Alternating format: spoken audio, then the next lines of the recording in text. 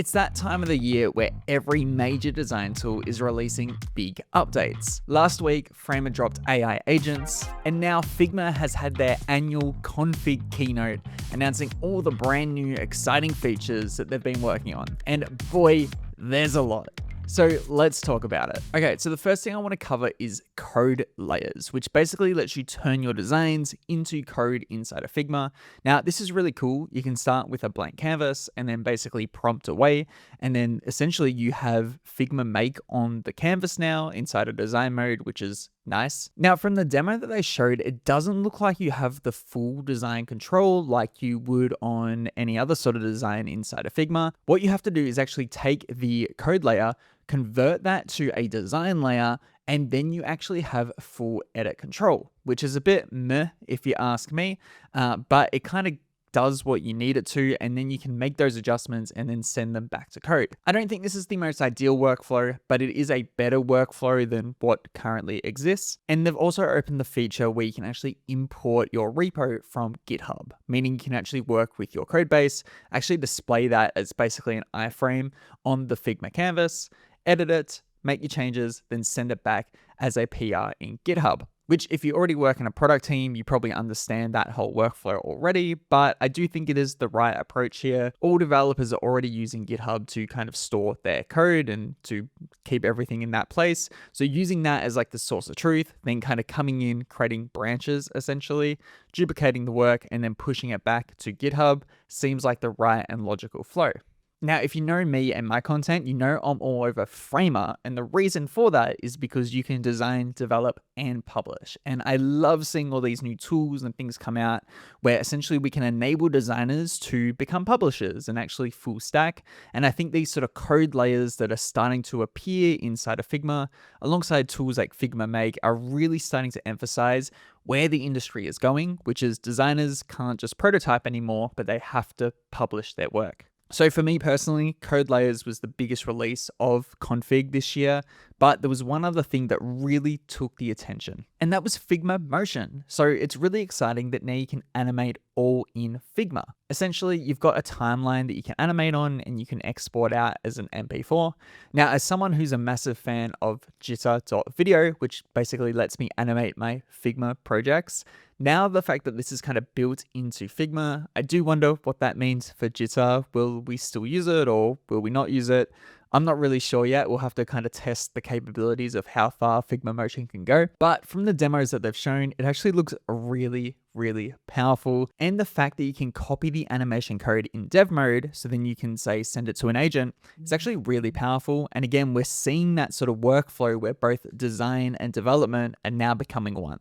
And I just love the fact that Figma is now starting to take the approach of not just creating things that feel static, but actually making things come alive on their canvas. Speaking of things coming alive, Figma also released shaders, which, come on, about time. Paper has it, Framer has it, and now finally Figma has it. So now we can create these really cool backgrounds and effects that actually feel alive and animated really easily. It's really interesting to see Figma push things out like Figma Motion and now code layers as well, because they're starting to take their static canvas and making it feel more alive, which is more aligned with tools like Framer. So yes, I am very glad that shaders can now be possible inside of Figma, just probably a little bit too late to the party. Okay, so another cool release that we have to talk about this year is Generative Plugins. Now, I love this because you can essentially vibe code your own plugins in Figma.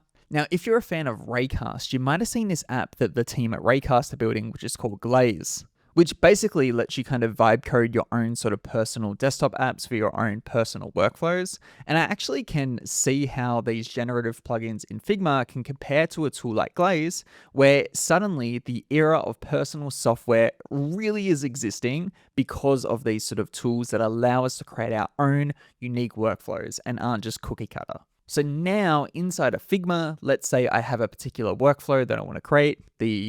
One of the examples I shared in their demo was to be able to create bento grids really quickly. So I can create these tools and specific workflows for my project. And then even if I hand that project off, so the actual Figma file, if I share it with a client or somebody else, they'll also be able to use that plugin locally too, which is super cool because now your design files actually have workflows that you've built attached to them as well. So I think as designers get more efficient in terms of workflows, especially in the world of AI, tools like this are just going to make things way more hyper personalized, and I'm just really excited for that. And also, just before Config this year, the Figma agent was also rolled out fully across everyone's sort of paid plans inside of Figma, which is super exciting, meaning you can now design with AI directly on the Figma canvas and it generates everything inside of Figma. But I think the big takeaway is when we look at all the different tools and things that have been released over the past, say, month from Figma, Framer, and a few others, it's very clear the direction that this is going, which is like design and development are becoming one. And I'm so excited for that. My journey actually started with Webflow quite a number of years ago before even understanding what Framer was. And it just honestly blew my mind that as a designer, I could also publish things.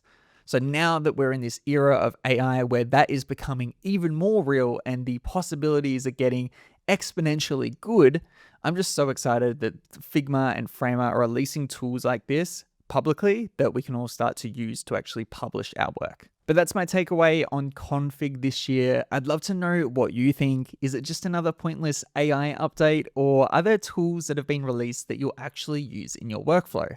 Let me know in the comments below. But if you enjoyed this video and you want more videos just like it, consider subscribing to the channel because we put out a ton of new tutorials here every single week. And if you do want to become an AI-powered web designer, feel free to check out my Figma Agent Masterclass, which is going to teach you to build and publish websites in Figma using AI agents. It's an absolute game changer to your workflow, and I can't wait to level you up. You can find the link down below, but until next time, I'll catch you later.